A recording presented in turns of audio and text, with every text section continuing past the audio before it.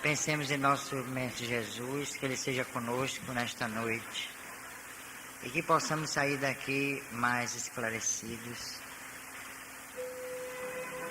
e, porque esclarecidos, mais consolados.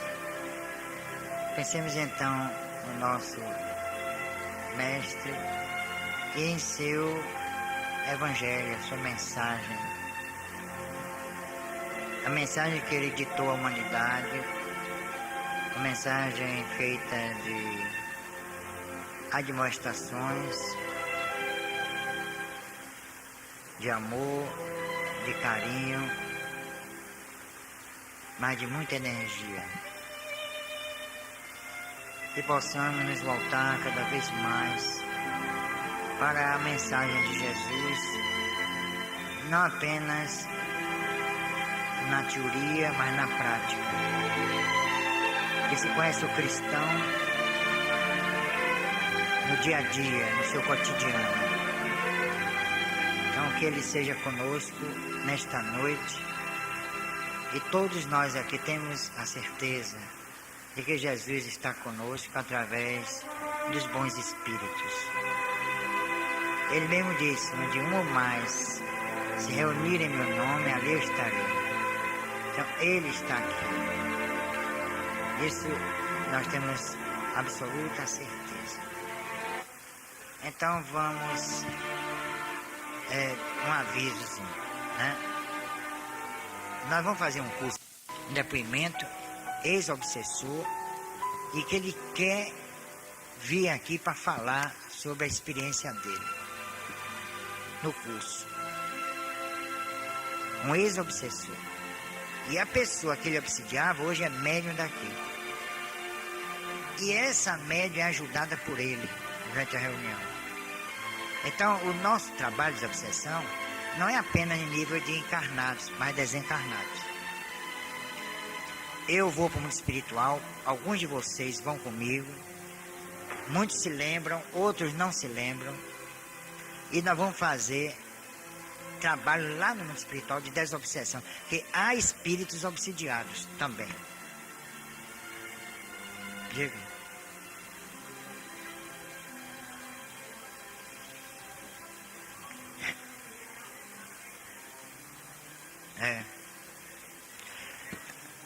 Porque, olha, minha gente, mediunidade e obsessão não respeita aniversário, passeio, excursão. Ele não para depois retomar. Não, eu estou de férias. A obsessão não tira férias não, viu? Aliás, o obsessor não tira férias. Faz até hora extra. Então, e aqui nós temos também uma fita, obsessores, inimigos do amor. Ó. É uma palestra sobre obsessão. Então, esse trabalho que eu fiz em Bratel, minha gente, está repercutindo no Brasil inteiro. Eu fui na Perine para comprar algumas coisas para Lúcia, porque ali é o desespero do diabético, aquilo ali. Né? Aí apareceu um grupo de espíritas e me cercou assim, para dentro da Perine eu ficar falando sobre obsessão e desobsessão. Aí eu descobri uma coisa interessante, que o filho do dono da Perine é espírita, que também veio para conversar. Tá vendo? Veja só onde eu fui conversar sobre obsessão e desobsessão. Isso mostra o que, minha gente? Que as pessoas estão precisando saber por que sofrem e chegam no médico, faz exame, faz tomografia, faz cintilografia e ninguém descobre nada. E aí? Só na livraria hoje foram quase 20 pessoas. Todo dia é isso. Problemas e mais problemas. E aí eu falei, mas como é que você aguenta? Sabe por que eu aguento? Porque eu faço isso com amor. Eu não faço isso em troca de dinheiro. Eu não faço isso em troca de projeção, porque agora que o Brasil está conhecendo o nosso trabalho, depois de mais de 30 anos. É agora que estão conhecendo. Então eu não estou no negócio de oba-oba, não. Agora eu sou radical porque ou estuda ou persevera na mudança de hábitos e de atitudes, ou então a obsessão vai comer solta e sempre. Fica uma coisa crônica. Vai ao centro, melhora, mas não muda as suas atitudes. Não é negócio de autoconhecimento, não sei o que lá, não. É dentro da sociedade, dizer, olha, eu estou errado, eu tenho que mudar, eu tenho que consertar isso, eu tenho que me renovar. Não dá para mudar tudo, mas pelo menos você tentou. Porque se você pensar que numa vida não dá para mudar tudo, quantas vidas você já teve e vai ter? Não tem nada de inconsciente, ninguém age inconsciente.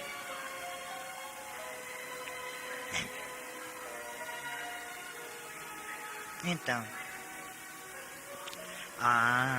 aí é que está. Aí, o que é que acontece? A quem mais é dado, mais será cobrado. Você é espírita há quantos anos? 18 anos, pronto. Está igual em tribunal americano, não precisa mais perguntar nada. Não é? Eu sei que há impulsos que são incontroláveis. Não tenha dúvida. Mas, e depois? Depois tem que encarar o resultado. Tem que, lei de ação e reação, não tem para onde correr. As pessoas têm liberdade de fazer o que querem e entendem. Tem. Agora, tudo tem um preço. Não é? E jamais o preço ultrapassa o valor do produto. O real valor do produto. Então não adianta apelar para Bezerra de Menezes, André Luiz, São Benedito, São Expedito, Santo Antônio, que não vai resolver nada. Senhor do Bonfim, aqui perto. A lei é a lei, é lei. Dura lex é de lex. A lei é dura, mas ela é necessária. Necessária para quê? Para nos alertar. Então a dor, o sofrimento são muitas vezes as respostas às nossas atitudes, aos nossos atos. Então quanto mais sofremos, mais constatamos que erramos. E em que nós erramos? Quais os principais pontos fracos nossos? Isso não é autoconhecimento, isso é autoanálise. É diferente de autoconhecimento. Porque nós, nessa altura do campeonato, nós já nos conhecemos. Já sim. São milhões de anos. Chega de a gente passar como vítima e de ingênuos. Somos vítimas, não somos não. Então quais são os nossos pontos fracos? Você já pararam para analisar, assim, puxa, qual é meu ponto fraco? Qual não? Quais? Quais nossos pontos fracos? Me digam aí. E vocês não vão dizer. Claro. Mas que nós sabemos que temos. E se nós temos consciência deles, nós temos também consciência de que devemos combatê-los. Não erradicar, não dá tempo. Mas combater nós temos condições. Por quê? Porque nós somos diferentes das pessoas que estão aí fora. Tá bom? Nós somos diferentes porque nós somos espíritas. Nós sabemos que existe a reencarnação, a lei de causa e efeito. Aí é que está. Nós não podemos dizer, bom, eu não sabia, não, eu não conhecia. Qual é a culpa que eu tenho? Eu não me lembro de ter feito nada na vida passada. Nós sabemos por que sofremos. É um grande trunfo. É um grande chamado handicap. Nós já estamos no pódio. Nós já sabemos por que sofremos. Isso poucos sabem aí fora. Aí apelam para quê? Promessa, vai ao Bonfim a pé, aproveita para ir no dia da lavagem que vai dançando, não é? Por isso que a lavagem é tanta gente.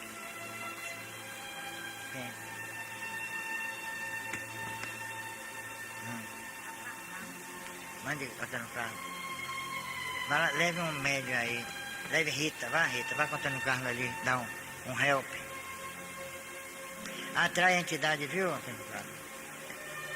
É uma dessas que precisa vir sábado para a gente ilustrar aqui. Então nós já sabemos por que sofremos e não adianta botar panos quentes, usar de eufemismos. Nós já sabemos de toda a nossa realidade espiritual, sabemos sim. Somos seres reencarnados, vamos sobreviver à falência do corpo, né? Existe a lei de causa e efeito, tudo isso nós já temos informação. Agora, aí fora, as pessoas não sabem, mas não é por isso, quer dizer, não, ela não sabia, coitada, então, né, é um atenuante, não. A pessoa paga pela intensidade do prejuízo que causa. Ah, você não sentir raiva? Olha, isso vai ser com o tempo. Você tem que dar tempo ao tempo. Agora, você sabe como você não deve sentir raiva? Eu mesmo, eu já não sinto mais raiva de ninguém. Sabe por quê? Porque eu não procuro me aproximar de pessoas. O negócio é prevenção. Eu não quero me aproximar de pessoas que eu sei que vai me criar problema. Então eu me afasto. É uma providência.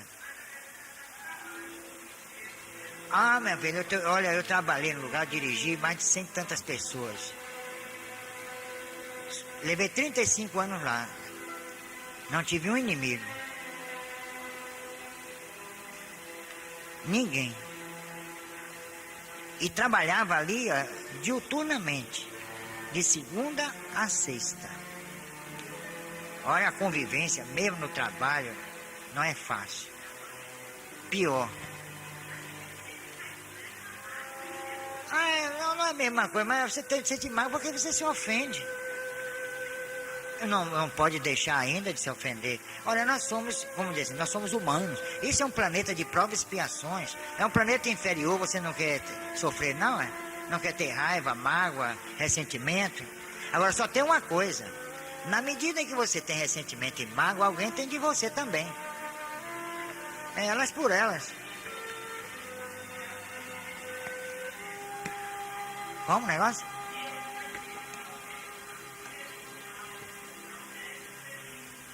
Ah, mas aí na questão de obsessão, você é médium. Você entra em contato com pessoas desequilibradas, você sente. Não, isso é natural, é normal. Aí que a gente tem que lutar para ser como a água e o vinho, e o óleo. Podem dar juntos, mas não se misturam. Você tem que criar defesas. Se você cria defesas, é porque você reconhece suas fraquezas. Então você tem que criar defesas. Não entrar no jogo de muita gente. Eu mesmo. Olha, minha gente, se eu fosse dar importância ao que eu já sofri no movimento espírita, e você sabe, eu já tinha deixado o movimento espírita há muitos anos. Mas eu separei as coisas. A doutrina de um lado, os homens do outro.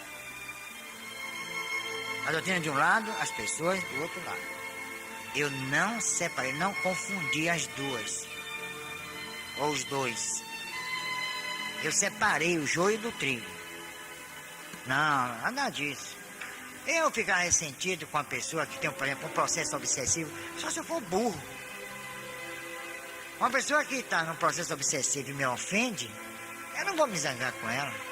É a mesma coisa que um louco. Se um louco ofender você vai responder como? É um louco. Para mim, obsidiado é louco.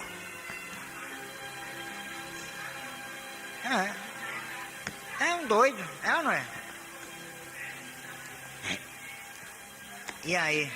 Ah, mas isso aí é beleza. Eu mesmo, por exemplo, eu trabalhei num lugar há 35 anos, nunca roubei. E tive a oportunidade de roubar. Ah, aí é que está. E muita gente que trabalhava comigo não entendia por que eu não fazia isso e eu não deixava. Tá bom? Eu não deixava que os outros também se corrompessem. Os que estavam à minha volta, ali. Mas e daí que você é perseguido?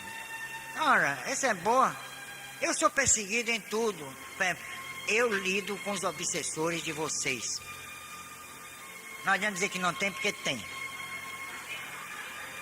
Resultado, vocês pensam que eles me adoram, é? Eu estou na berlinda. Eu assumo o problema de vocês. É por isso que os espíritos me disseram que eu ando na estrada das dores alheias. Tá bom? Então eu topo com encarnado, com desencarnado. Eu topo com esse tipo de espírito. Agora, eu estou cada vez mais aprendendo a me defender. E aí eu sofro menos. Eu não estou dizendo que eu já superei tudo. Eu não superei ainda. Mas eu avancei um pouquinho. Avancei. Eu não sou espírito superior, nem iluminado, mas a gente tem que usar a inteligência, a razão. A gente tem que ser racional. Eu não vou me ofender com essa pessoa, porque é uma pessoa desequilibrada. Você não entra no esquema dela, na vibração dela. Eu vou me identificar, eu vou legitimar o ódio. Eu vou legitimar o ressentimento, a inveja. Porque quanto mais a gente se projeta, mais inveja provocamos. E aí o que acontece? A inveja, para mim, é um elogio. Eu fico feliz quando alguém me inveja. Porque ninguém vai invejar o que não presta, não sei. Eu digo, bom, estou no bom caminho aí. Graças a Deus estou fazendo um bom trabalho. Porque ninguém joga pedra em eucalipto. Não, porque não tem nada para derrubar. Não? Eu não vi fruto de eucalipto ainda não, vocês já viram? Então pronto. Então assim, ninguém joga pedra em árvore sem fruto. Pronto, vocês querem assim? Para não estranhar, eu tenho que ser óbvio aqui, então pronto. Então, mente, é muito fácil ser espírita. Da boca para fora. Agora, eu quero ver espírita na prática. É ali. Ali é que a porca torce o rabo, viu? Já tá falando.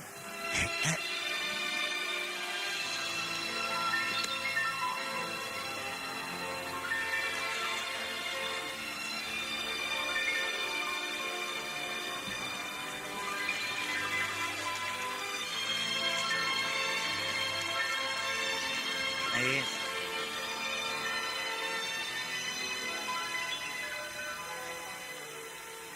Lidar com pessoas com processo obsessivo.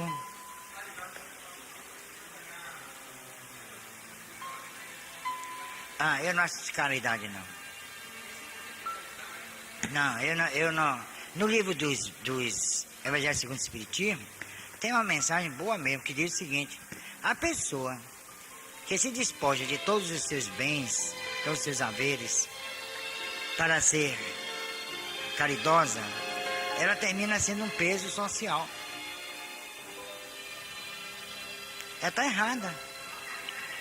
Eu, por exemplo, particularmente, não sei se vocês concordam ou não, é a critério de cada um, eu não acho que caridade é dar dinheiro, dar comida e dar roupa.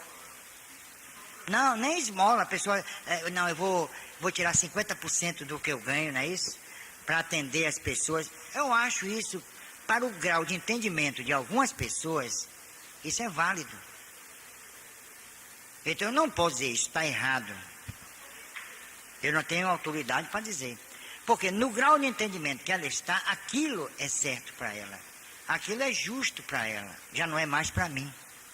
O tipo de caridade que eu gosto de fazer, se é que é caridade, é entrar uma pessoa por ali, falando coisa, com os olhos gazeados, com 17 anos de idade, e 2 meses depois está aí sentada junto de vocês. Isso é caridade.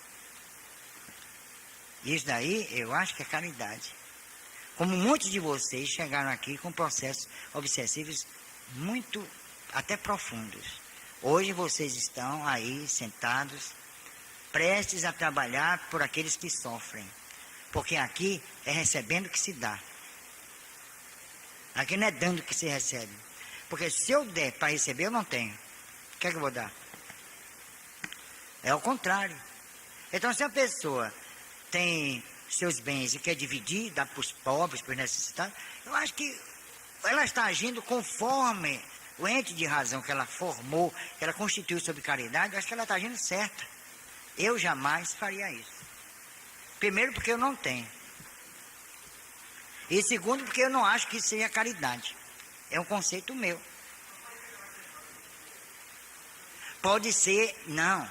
Alguns casos pode, outros não. Às vezes são arroubos sentimentais. Por exemplo, Francisco de Assis, o pai era rico, era um comerciante rico. E deixou tudo e foi viver na pobreza, não é isso? O outro, Buda, era príncipe, deixou e foi viver na pobreza. Eu não achei isso certo.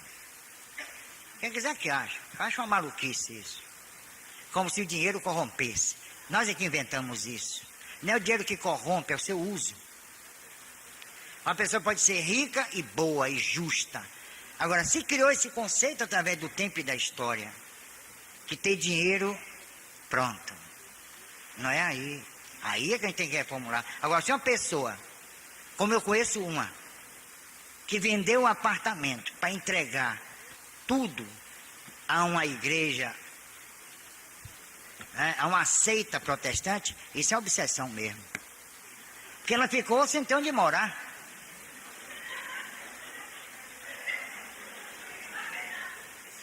Ela ficou na rua da amargura. Isso é obsessão, tá bom?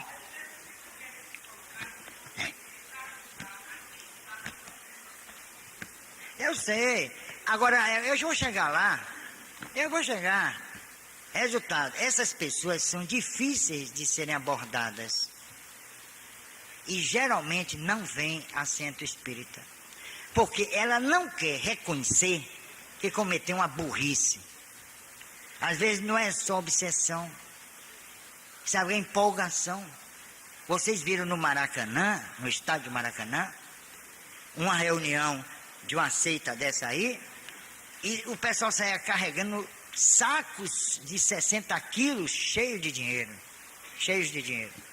Isso é o que? É uma obsessão coletiva. Aí você chega para um sujeito desse, assim, fulano, você precisa de um tratamento espiritual ou psiquiátrico. Vai dizer isso para ver. Então, ela está sendo obsidiada, claro. Mas você vai chegar a ela para dizer o quê? Você não acha que aquilo ali é o certo? No movimento espírita, por exemplo, no Brasil, a doutrina espírita surgiu na França, em Paris, primeiro mundo. Kardec nunca deu farnel nem enxoval. Ele tinha a caixa dos necessitados. E um dia ele esvaziou a caixa porque um sujeito chegou, era comerciante, e aí se deu mal no comércio, estava precisando de recursos, e uma família ia passar necessidade. Kardec tirou o dinheiro e fez a doação. Pronto. Por sinal, para encher novamente com um sacrifício. Eu não sei nem se conseguiu a tal caixa. Mas ele nunca sentou para dar farnel, para dar roupa, para fazer isso. Nada. Você sabe o que é que ele estava construindo quando desencarnou? A Vila Seguir. Sabe o que é a Vila Seguir? Era uma vila para abrir, com 7 casinhas, para abrigar espíritas que não tivessem de cair mortos. Porque muitos dos nossos companheiros de ideal, tão preocupados em divulgar a doutrina, esqueceram de uma aposentadoria. E muitos já morreram passando fome. E eu conheço. Depois de 30, 40 anos, 50 anos trabalhando pela doutrina, desencarnaram sozinhos e na miséria. Ah, isso é karma? Não, isso é falta de amor. Tá bom?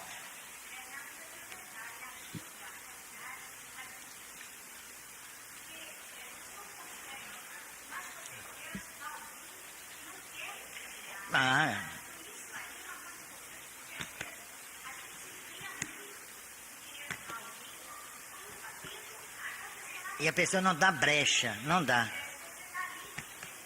Mas sabe o que é? Às vezes ela não quer ser ajudada, porque muitas vezes, geralmente, essas pessoas não querem abdicar daquilo que fez ou que está fazendo.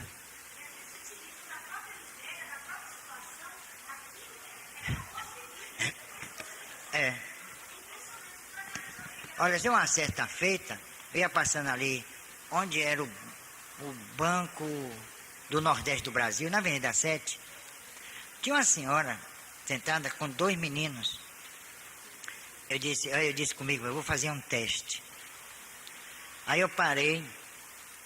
Aí algumas pessoas pararam também, né? Porque é assim, o pessoal na rua, se você ficar olhando para cima, fica todo mundo olhando para cima. Experimente fazer isso. Eu já fiz isso na rua Chile. Eu fiquei olhando para cima, assim, olhando para. Daqui a pouco tinha gente com uma região de mim olhando para cima. Não, depois eu saí, ficou olhando assim para mim, olhava para cima. Aí eu parei e disse, eu vou fazer um teste. Eu digo, a senhora, de onde é? Ah, eu sou de Juazeiro. Não sei porque que todo mundo é de Juazeiro que vem, né? Tem um tal de uma passagem para Juazeiro que faz sucesso.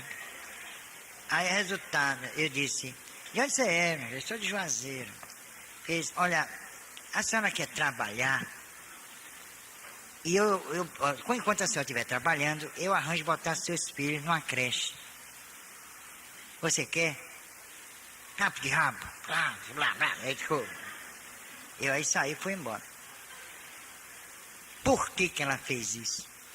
Por que ela recusou um trabalho e a creche? E às vezes, minha gente, aqueles meninos que estão ali são alugados. E vocês não sabem a máfia que está por detrás disso. Os pontos são vendidos. E há um caminhão que vai botando certos mendigos em alguns lugares chaves, né? De manhã cedinho. Isso é uma indústria. Então, existem pessoas que realmente estão precisando. Mas muitos querem explorar as pessoas. Finge que estão doentes, pega carne de boi, bota na perna, amarra com a gaze para dizer que é uma úlcera exposta. Olha, e são pessoas que podem trabalhar. Então o conceito de caridade para mim é bem outro. Além do mais, nós pagamos 50 e tantos impostos e os pobres dos velhinhos, não sei se é a altura, essas alturas, 5 para as 9, já entraram pelo cano. Os aposentados vão sugar 4 bilhões de quem deu a vida inteira pela pátria. Isso é um absurdo, isso é uma injustiça para cobrir o rombo de governos incompetentes.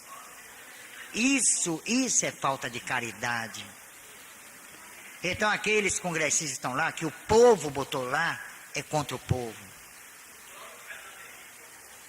E o Fernando Henrique Cardoso, com todo respeito, é aposentado, mas ganha milhares de reais.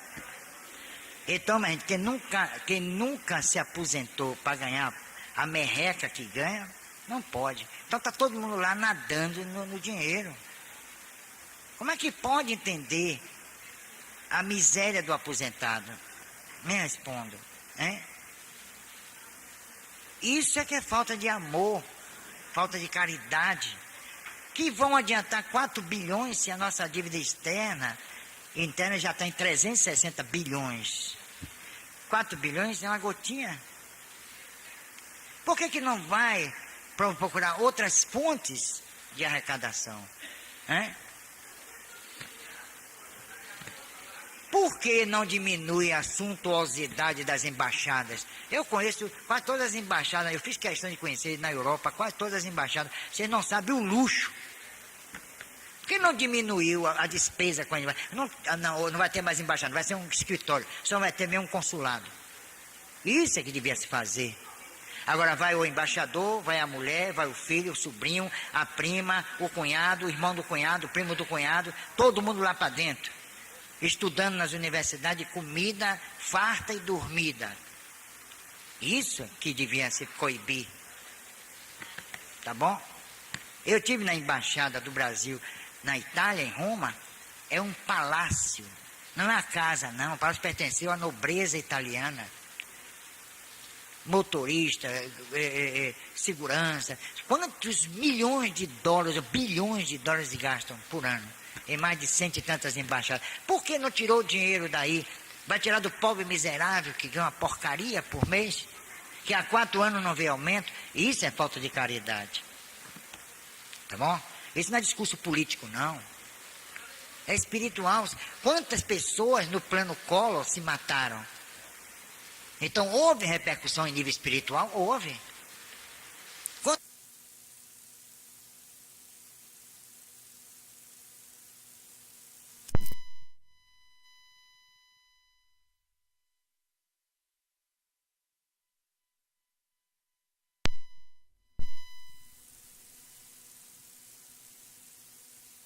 Tremendo e chorando. Tá bom? Porque se tirar 20 reais ou 30 de um provento desse, faz falta.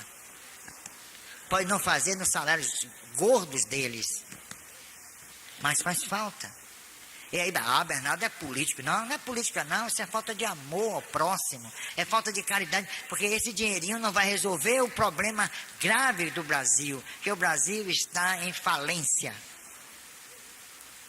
Eu li a coluna de Cruz Rios na tarde de segunda-feira. É alarmante o estado hoje econômico financeiro do Brasil. Por quê? Incompetência. Agora, quem vai sofrer? O pobre do aposentado, que levou a vida inteira para ganhar aquela porcaria? E ainda somos chamados, porque eu sou aposentado, estou falando também como aposentado. E nós já somos chamados de vagabundos. Quer dizer, num país desse, a doutrina espírita pode prosperar? Me respondam.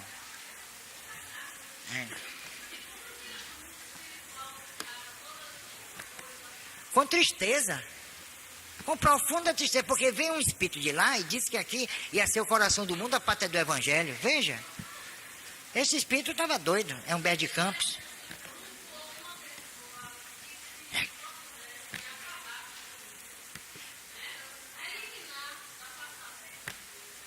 Não. Aí seria a violência gerando violência. Olha, a violência gerando violência. O que deve se fazer é o seguinte, é vocês aprenderem a votar. Pronto. Aprendam a votar. E muitos problemas serão resolvidos. Então, mas justamente isso, já que não tem que votar, não vota em ninguém. Pronto. Aí vai ter uma comoção nacional. Alguém tem que fazer alguma coisa. Ah, o seu é? O seu foi comprado?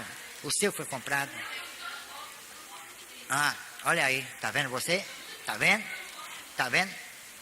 Então, resultado, o que é que acontece? Nós somos politizados. E somos obrigados a engolir essa corja que está aí. Porque quem elege essa corja é o povozinho coitado do interior que troca um voto por um saco de farinha.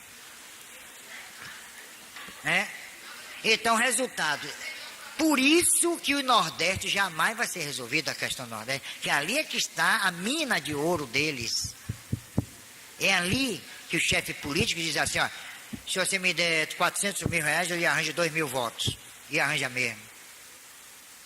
Até hoje é assim. Então, nós sofremos porque somos politizados e bota essa corja no poder. Quem bota no poder esse povo é justamente o ignorante, o analfabeto, aquela gentinha do campo que troca voto por 10 mil reais. Então, minha gente, o que é que isso tem a ver com o espiritismo? Leio então. O livro dos espíritos, a lei de igualdade, a lei de sociedade, a lei de justiça, amor e caridade. Aí vocês vão ver. Porque um disseram, Bernardo fala porque a doutrina espírita, ela tem que estudar também o processo político. Que diabo é isso? Ela não se prende pelo sentimentozinho das pessoas. Fulano odeia ciclano, ciclano odeia. Não. subestimaram a doutrina espírita. A doutrina é coisa mais profunda. Ela toca na ética, na política, na sociologia, no direito. Que negócio é esse? Eu estou fazendo uma análise aqui à luz do espiritismo, é política, como eu fiz em Vitória da Conquista. E eu virei persona não grata, porque em 1970, em plena ditadura, eu estava programando a Semana Espírita de Conquista, e aí eu botei lá espiritismo e socialismo, para discutir. Pressupostamente com base no livro de Leon Denis. Mas ele pressupostamente porque não foi nada de Leon Denis. Então, sabe o que aconteceu? Foi gente do SNI para lá para dentro. E quando eu abri, que na abertura não se faz pergunta, eles estavam com um livro, tinha um sujeito com um livro nas pernas me fazendo perguntas. Sobre se a doutrina espírita era socialista. Eu digo, é. E não fui preso nem nada. 2 anos depois, quando foi fazer um congresso estadual aqui, a FEB foi fazer, aí o SNI deu em cima, procurando saber que tema ia ser abordado, porque eles tiveram a experiência de Vitória da Conquista. Tá bom? Agora, eu dei sorte, porque eu falei de Djalma também, mas os outros palestrantes não entenderam e começaram a falar de amor, caridade. E aí diminuiu mais a minha culpa diante dos órgãos de segurança. E por que não deve ser socialismo e espiritismo? Ou espiritismo e socialismo? Claro, a doutrina espírita, né, toca em todos os ramos do conhecimento, disse Leon Denis. Então a gente tem que estudar a sociologia e estudar política para entender. Porque a doutrina espírita não é uma religiãozinha, não. Não é um dos segmentozinhos da sociedade, não. Você apronta na sociedade, desgraça na sociedade, aí vai na religião lá. Não, meu irmão, você está salvo, pronto. O que você aprontou na sociedade não tem nenhuma importância para a religião. Não tem valor nenhum, não tem repercussão ética, não tem repercussão política. Então a religião criou essa mentalidade que tem dentro do centro espírita. Que quando a gente fala em política, eu não vou naquele centro não, que aquele cara fala em política. Ele quer que eu fale em quê? O que ele quer que eu fale? É justamente por aí. Vocês também precisam se livrar desse ranço. Com a religião é como se fosse uma coisa, um segmento social. Você apronta, desgraça com todo mundo aqui na sociedade, aí vai lá na religião, se confessa, que ainda tem essa maluquice. Isso é coisa de louco. Isso é uma imbecilidade. Isso serviu para a Idade Média. Depois vai lá e ainda engole o corpo de Jesus. Não vê que isso é loucura, minha gente? Isso, eu não sei se o povo é ingênuo ou burro. Ou então é conveniente. Veja, engolir o corpo de Jesus. Não vê que isso é maluquice? E veja onde vai esbarrar o corpo de Jesus com o processo digestivo.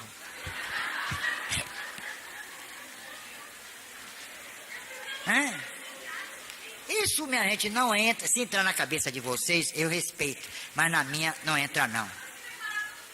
Isso é enganar as pessoas, enganar a civilização ocidental, como enganaram. Aí quando vem a doutrina espírita, vamos combatê-la. Aí eles podem chegar e denigrir a doutrina, esculhambar com a doutrina, pintar horrores com a doutrina. Mas quando a gente responde isso dentro de um centro, não, o espiritismo respeita todas as religiões. Onde é que eu vi isso? Eu, na codificação não vi Kardec nem os espíritos dizerem isso, não. Kardec, quando afrontavam a doutrina, leiam a revista espírita, 12 volumes. Quando afrontavam a doutrina espírita, ele saía com 4 pedras nas mãos para defender a doutrina. Tá bom? Émile Zola fosse fazer de besta, ele caiu de pau em cima de Émile Zola, o gênio da literatura, que criticou um romance, o primeiro romance espírita, de Théophile Gautier, que aqui no Brasil tem o nome de Ignorado Amor, editado pelo Clarim. Esse romance vocês deviam ler. Na livraria tem Ignorado Amor.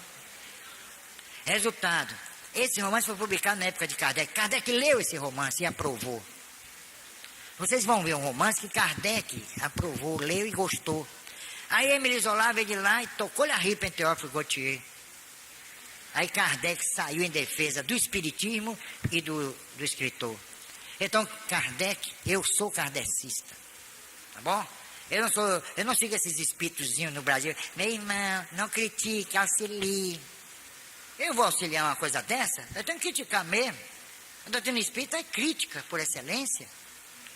Nós temos que mudar o conceito de doutrina espírita, nesse particular.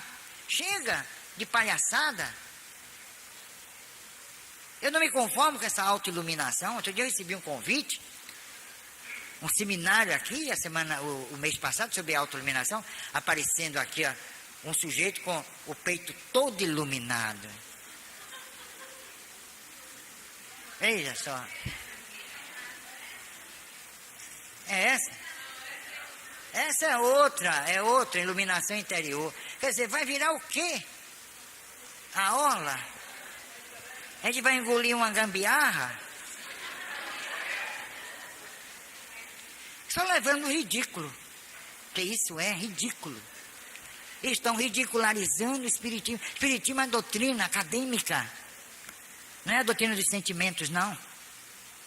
Ela é irracional. É a doutrina acadêmica. Ou nós estudamos sociologia, antropologia, direito, ética, ou nós vamos saber o que é que tem dentro do livro dos espíritos. Eu disse isso uma vez no seminário, foi um escândalo, teve gente que levantou e saiu. Estude a doutrina espírita, a ética espírita, e não estude Kant, para ver se vocês entendem. Vá. Vamos estudar a ética que está no livro dos espíritos, e não estude Kant, Immanuel Kant. Benedetto Croce, por exemplo. Fica difícil. Benedetto Croce mesmo não foi espírito, mas disse uma coisa fantástica para encerrar. Ele disse, olha, o espelho d'água que reflete a paisagem faz parte da paisagem. Tá bom? Entendam aí. Bota a cabeça para funcionar. E o que foi que Benedetto Croce quis dizer? Se não uma concepção eminentemente espírita. É ou não é? É. Então, se nós não estudarmos os grandes pensadores da época de Kardec, vai ser difícil. Se a gente não estudar o iluminismo, o positivismo, a gente não vai entender o que está no livro dos Espíritos. Mas o livro dos Espíritos chega para qualquer... Não chega, não. O Espírito de doutrina espírita não é para ignorante, nem para analfabeto. Se fosse, eu não estava aqui. E se fosse vocês, como pessoas inteligentes, não estariam aqui, me suportando. E eu não enfio pela goela de ninguém o que eu penso. Tá bom? Eu penso, mas não insisto.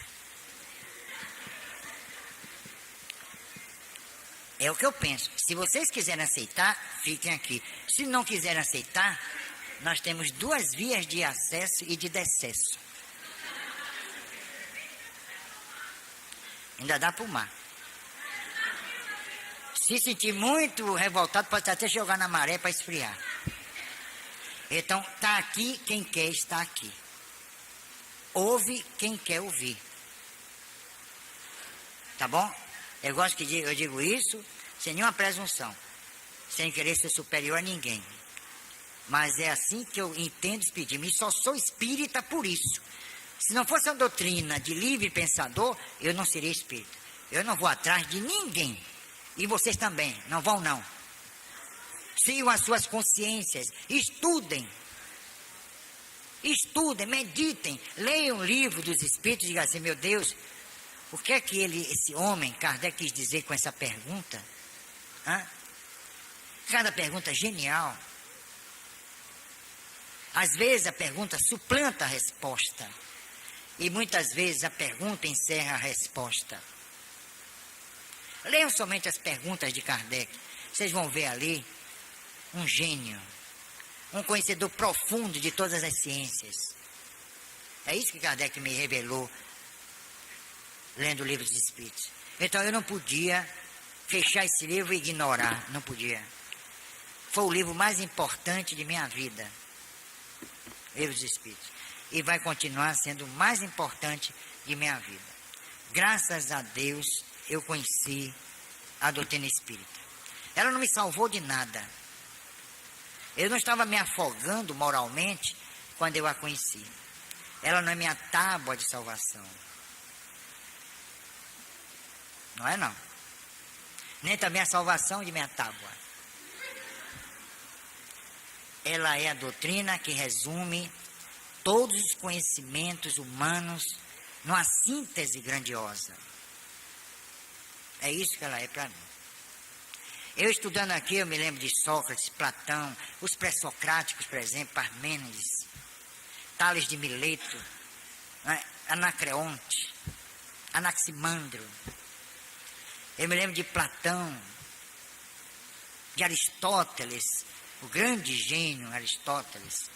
Então Kardec faz uma jornada filosófica, científica, através do tempo e da história, desde os confins da era clássica até meados do século XIX. Que jornada, que caminhada fantástica. Ele vai colhendo os pensamentos dos grandes ideólogos, dos construtores de ideias, e vai construindo a doutrina espírita.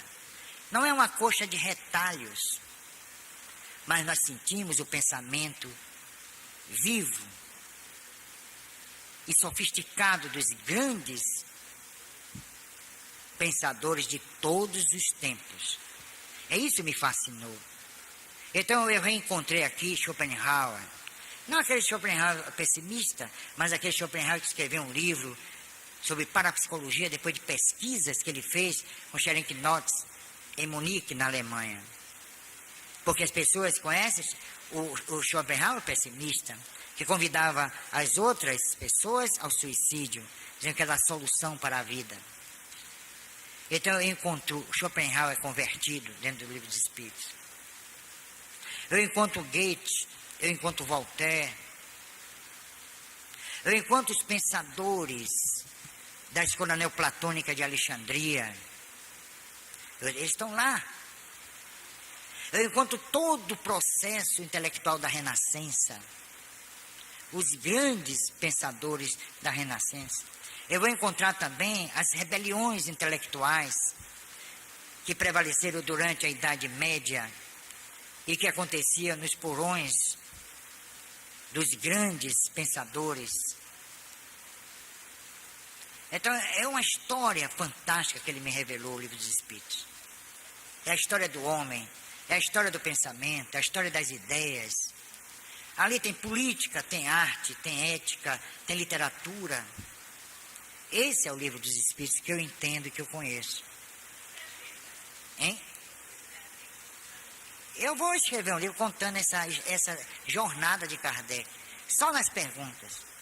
Eu admiro as perguntas, respeito as respostas, mas as perguntas são notáveis. Elas se realizam por si só, por si sós. Por que eu escolhi ser espírita? Eu vou escrever um dia minhas memórias póstumas, publicar quando eu desencarnar. E vem um livro aí, eu sei que não vai ser best-seller, eu sei que não vai vender muito. É um livro de filosofia que agora, em março, está chegando com o seguinte título: o Espírito, Senhor dos Elos Perdidos. Esse é um livro de filosofia. Eu analiso toda a filosofia clássica frente à lei de causa e efeito, à lei de causalidade, sobre a imortalidade do ser, a paligenesia, tudo com base na filosofia clássica até Kardec. Esse livro vem por aí, já está aprontando. O editor me telefonou entusiasmado, mas disse que sabia que esse livro não ia vender, mas que ele ia publicar porque ele adorou o livro. Disse: olha, vou publicar por uma satisfação pessoal. E eu só espero que vocês também gostem do livro quando chegar.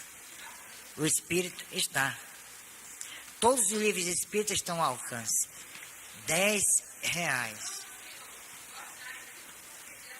Pensei que era somente pelo preço. Hein? Agora, vocês vão ter que se esforçar para entender. Eu faço, por exemplo, a comparação entre o Adamastor e o Cristo. Um no Cáucaso e outro no Gólgota.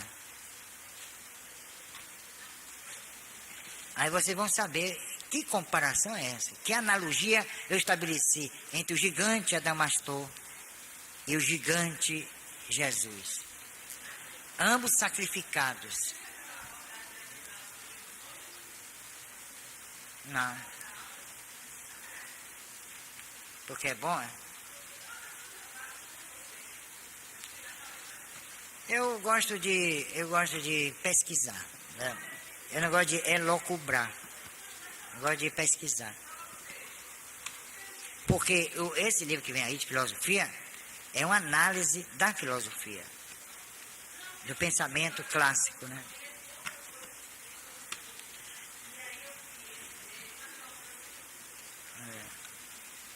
Pois é, nesse livro então nós temos o mito da caverna, por exemplo. Vocês conhecem o mito da caverna?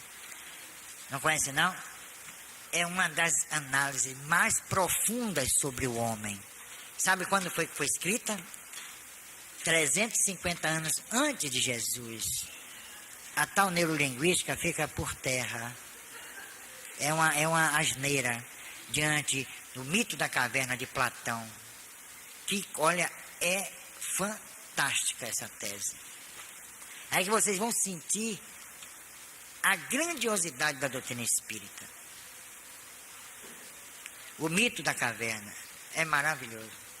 Eu falo também sobre ética e dialética. A ética de Nicômaco, aristotélica. Então, eu estou escrevendo livro academicamente. Eu não estou escrevendo para pessoa que tem voto comprado. Ou vota porque... Eu estou escrevendo para pessoas inteligentes e argutas como vocês. Já está quase vendida a edição aqui, né? Então, vamos passar para a segunda parte dos nossos trabalhos. Vamos embora.